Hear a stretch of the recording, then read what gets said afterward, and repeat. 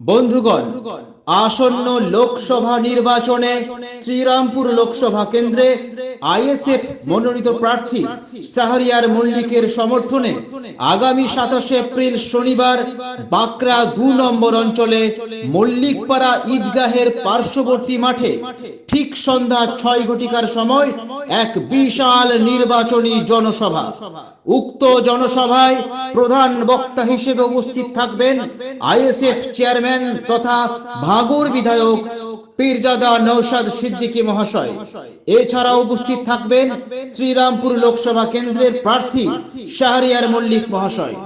এছাড়াও থাকবেন রাজ্য ও জেলার একাধিক নেতৃত্ব।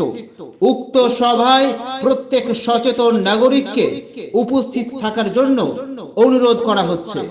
বিশেষভাবে মনে রাখবেন, আগামী 27 এপ্রিল শনিবার বাঁকড়া 2 নম্বর অঞ্চলে মল্লিকপাড়া ঈদগাহের পার্শ্ববর্তী মাঠে ঠিক সন্ধ্যা 6 ঘটিকার সময় এক বিশাল নির্বাচনী সভা।